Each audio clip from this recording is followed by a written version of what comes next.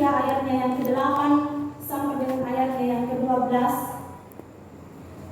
saya memberikan sebuah tema, menyatakan kasih, menciptakan damai. Mengawali khotbah saya saat ini,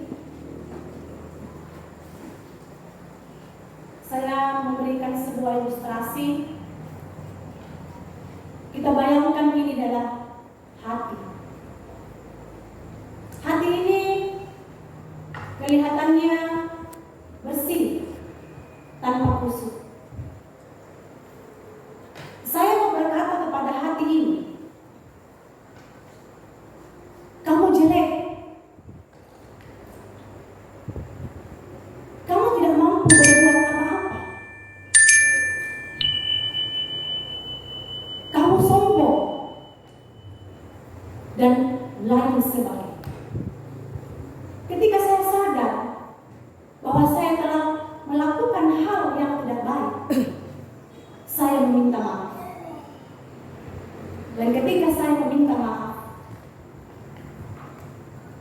hati ini akan berbentuk seperti ini. Artinya bahwa hati ini tidak seperti sedia kala. Ini adalah sebuah ilustrasi. Ibu-ibu yang saya kasihi dalam Tuhan kita Yesus Kristus, agar kasih dapat dinyatakan dan damai dapat diciptakan, setiap orang harus memperhatikan bagaimana ia menjalin relasinya dengan orang lain. Dalam pembacaan kita dikatakan tidak membalas kejahatan dengan kejahatan, mencari perdamaian, memberkati orang yang mengutuk, menjaga lidah terhadap perkataan-perkataan yang dapat menyakiti bahkan melukai orang lain, serta hidup dalam kasih.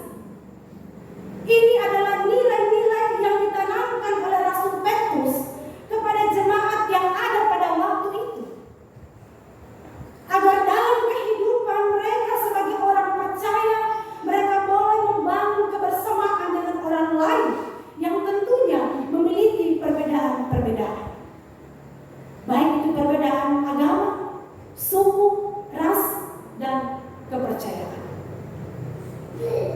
Apa alasan Rasul Petrus sehingga mengungkapkan nats ini? Untuk menasihati dan memberitahukan kepada jemaat-jemaat pada waktu itu. Ada 3 alasan mengapa Rasul Petrus menuliskan nats ini.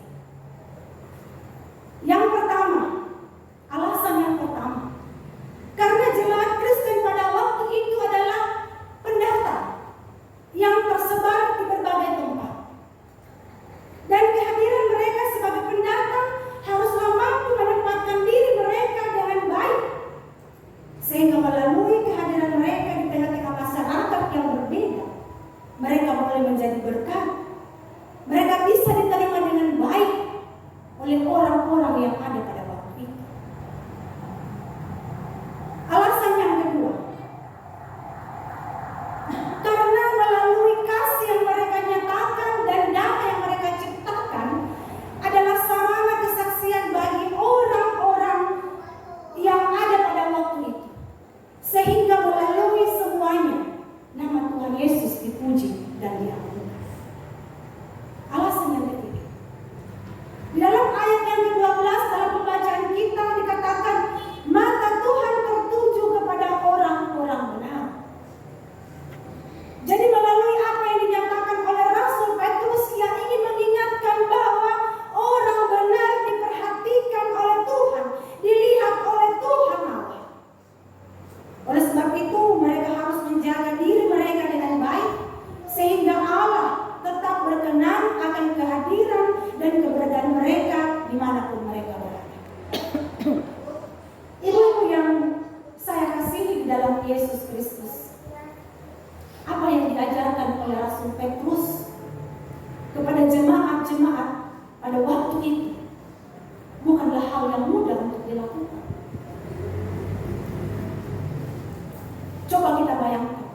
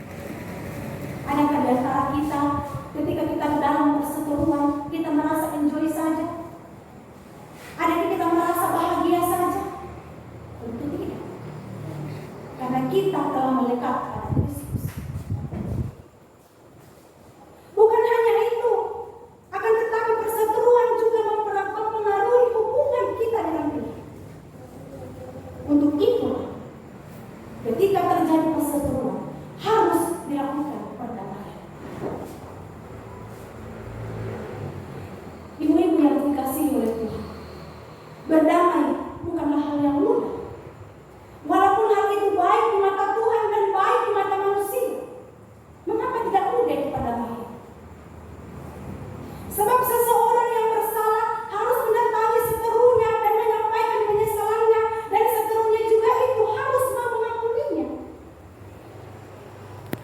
Inilah usaha atau proses yang harus dilakukan dengan sepenuh hati untuk mendapatkan perdamaian.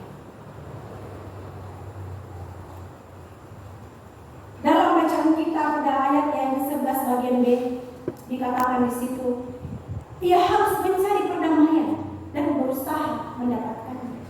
Rasul Petrus menekankan kepada jemaat pada waktu itu bahwa kita harus mencari perdamaian dan berusaha mendapatkannya. Karena ketika tidak ada perdamaian, hubungan kita dengan manusia, bahkan hubungan kita dengan Allah itu akan terputus.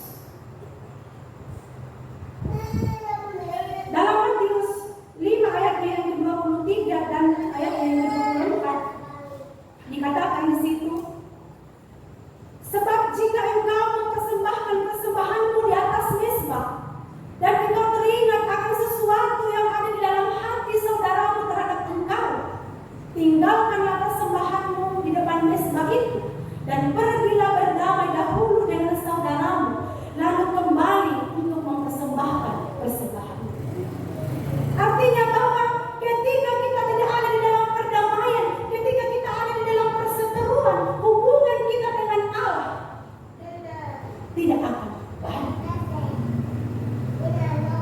Mau dikatakan bahwa sia-sia.